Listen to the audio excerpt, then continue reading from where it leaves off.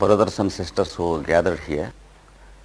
We are going to start an 8-lesson series of study on the colors and sounds, a spiritual way of looking at things. That means the more scientific way of looking at things than the present scientist looks. This is because spiritualism is an integral whole of religion and science. Religion forms half of it, and what we now call science forms half of it, and no one half is complete without the help of the other half. A correlation of scientific knowledge with religious discipline and religious belief includes the eternal wisdom of the ancient scriptures, and it forms a more scientific integral whole than the scientist of any age has, and more religious integral whole in the sense that it carries with us more veneration and more honor of the subject, and it leads to a better devotion than when the religious belief is demanded from us, or when the unilateral key which we call understanding is only applied to it. Because the process of analysis and the key which we call understanding, they are not enough to cover all the subjects that are in nature. After a certain process of understanding of any subject in nature, we come to a certain point where understanding is of no value and intelligence is of no value. There comes a stage when we have to do something and get some results, and then correlate one result with the other. For example, the process of yoga practice or the various branches of occultism, in these fields intelligence has no place at all, because understanding is not the one that is required. For example, a piece of iron to become a magnet, it is not the understanding of the subject magnet that is required. It is the process which is to be undergone by the iron piece, and the change that takes place cannot be either explained or understood by any number of volumes. For example, if you take a little piece of iron and begin to rub it with a textbook of magnetism, even if you do for 10 years, nothing happens. It is a magnet that is required and not magnetism. The ism is only an attempt to understand, whereas the touch of the magnet is what is called the process, which the spiritual scientist calls ritual or magic or ceremonial activity, which is governed by the seventh ray of the seven rays. So, in every branch of learning, the understanding and thinking is only an introductory process. It forms what is called the preliminary preparation before we enter the ritual hall. If we die in the process of understanding many sciences or subjects, we will be born once again as a perfect fool of any one of these subjects. We have to know once again from the alphabet. For example, if we learn 20 or 30 languages thoroughly and have the degrees and diplomas with us, and with all those degrees on our heart, if we die, the next birth will not carry any one of the informations of these diplomas. If we were born once again as a German, we have to learn again from the alphabet. This is the value of understanding and intelligence. But at the same time, it is the preliminary step and it is as necessary as any other step. Without understanding and intelligence, the advanced steps can never be approached at all. I only want to point out that it is not the only thing required, and it is also a thing which is as necessary as the other steps.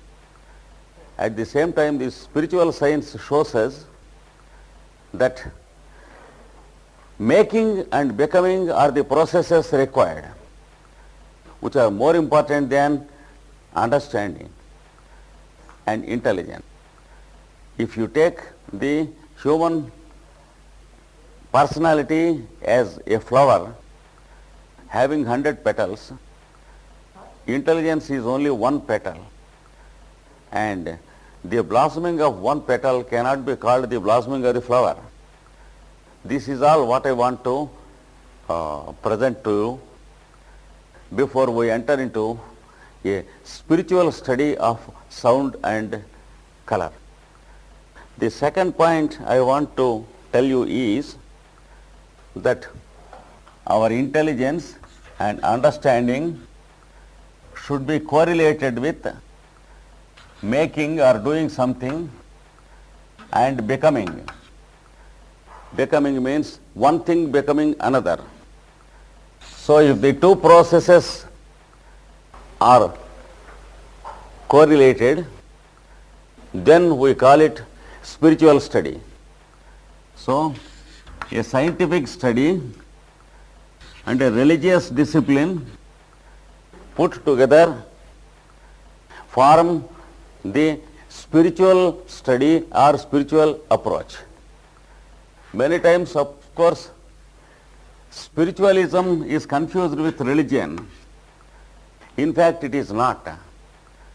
And many times, a scientific approach is considered to be the final, which is also not true.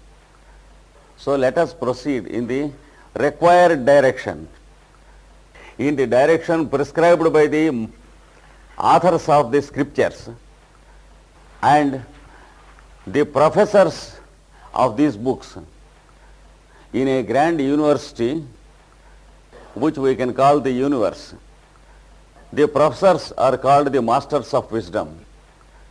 Let us follow their path, because for the time being there is no university which has the stature to give us spiritual science, and there is no university professor who can teach us the spiritual subjects. So our universe is the real university. Scriptures are the textbooks which forms the syllabus, which are wrongly understood as stories and fables, because people approach them only with their intelligence and understanding. So let us follow the path of the masters of wisdom in trying to understand the spiritual subjects. Now we have an 8-lesson seminar, that is, we have time for 8 lessons. Let us distribute the subject into 8 lessons. The first lesson is introduction, which includes the understanding of the scope of the subject. The second day lesson includes correspondences, that is, the law of correspondence applied to the study of the colors and the sounds. The third day lesson includes the use of sound, and then the fourth day lesson teaches us about the use of color, that is, how sound is used and how color is used. For example, a musician who is also a born musician, knows how to use the sound, and a painter and an artist who is also a born artist can teach us how to use the color. These are the aspects we are going to deal with in the third and fourth lessons. And the fifth lesson deals with correlation of the two, which in its true sense called music, along with the color, sound and shape keys put together. In the ancient days, when the science of spiritualism was more popular than now, and when the previous humanity was above and beyond political way of living, and when the ancient nations had something in common to learn and teach, they used to call it drama. That is, the use of sound, color, form, conversation and gestures and postures, along with what we call the preparation of the environment, correlated with the shape key, which we call the makeup of the character of a drama. The whole process was called drama, and the word used by them was mystery in one language. You know about the Greek mysteries and Egyptian mysteries. Similarly, you have the ancient Indian mysteries, Babylonian and Mesopotamian mysteries. They contained the astrological wisdom, the cosmological wisdom, the origin of the universes and the origin of the individual and their correlation, along with the teaching of the discipline, which we call the science of civics and social science, yes, and the ethical science. All these put together, they used to call them mystery temples, where the mysteries were played. So the drama is a correlation of all these things. But the word drama is used only in a very poor and unilateral sense in the modern age. Let us try to know in what sense it was used and what was the intended effect and what was the result they got. The result was called the result of initiations, and initiations were in the form of dramas and mysteries. In the future also there comes a time when the present political century will go away and there will be an understanding of the human society through group relations, from the point of view of group contact and group consciousness, trying to make the humanity live in soul awareness. And in those days, in the future, it may be after 50 years or 100 years, there will be once again a reopening of these mystery temples and a reorganization of these drama teaching classes in the future universities. So something about these correlations of sound and color we will speak on the fifth day. On the sixth day lesson, let us try to learn something about the healing and the use of sounds and colors in healing. The seventh lesson must be on meditation, the use of sound and color in meditation. The eighth day lesson must be on symbolism, that is, the symbolism used for sound and color. For example, if we say the utterance of the sacred word, the sentence includes some symbolism about sound and color. If we have to explain the word utterance, it is not enough if we speak of the vocal cords, because the vocal cords are only parts of the instrument of utterance, whereas it is not the vocal cords that are uttering the sounds. We are uttering the words, and the vocal cords are being used as instruments of utterance. So we have to go beyond the functioning of the vocal cords to another and finer instrument, which we call the mind, and how the mind operates the vocal cords, and the origin of the intention which we call utterance. For example, if we want to utter something, we should get the idea that we should utter. That is called intention, and unless we get the intention, it cannot be translated into terms of mind. And where from this intention comes to us and how it is translated into the terms of mind and how it is further translated into the terms of language and sound, these are the things that are to be traced, and the keyboard that is required, the keyboard is to be explained. For example, if we want to use the typewriter or any sophisticated machine, it includes its own keyboard and its own alphabet, into which we are to be familiarized.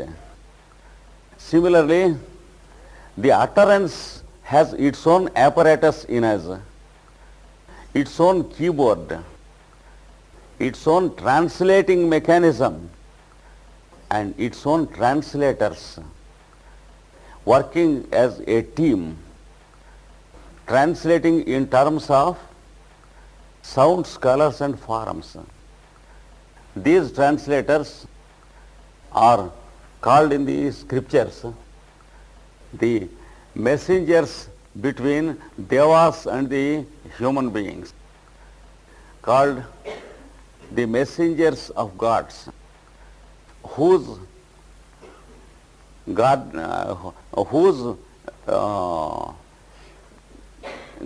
angel was called Mercury, who is also called the messenger of gods. Then we will be able to understand something about the advanced science of the planet Mercury, who is functioning through our throat center in translating our thoughts and intentions and feelings into sounds, syllables, sentences and conversations on one side, and facial expressions on the other side. So he is working with a correlation of sound and form. Like this, sound and form. Like this, every planet is working through some mechanism of our constitution, and the working of each planet forms a science of that planet. A proper approach is possible by knowing the keyboard of these expressions or utterances, and the whole keyboard is placed equally spread in the cerebrospinal activity of our body. The cortical cells of our brain and the nerves in the brain and the vertebral column, they form the proper instruments that contain this total keyboard, and the channels that are there in the spinal column that are very fine, and the space between one spinal bone and the other, they form the pathways of these devas coming and going every minute, every moment, making this keyboard function. Whenever we have an intention to utter something, whenever we have an intention to utter something or express something. For example, if I want to say this is a chalk piece, it requires a sentence.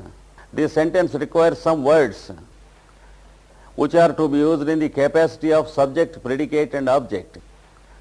And these words require syllables. These syllables require sounds.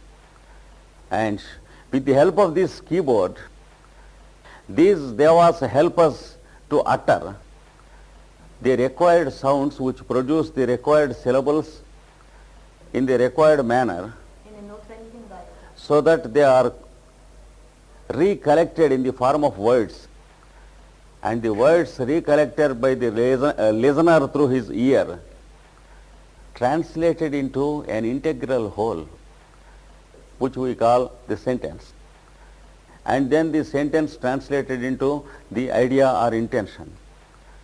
So much process is going on with every conversation of ourselves, though we are not conscious of it at all. The more we are unconscious of the process, the more blindly we use our words and expressions, and the more blind a life we lead, without having an awareness or mastery over our own emotions.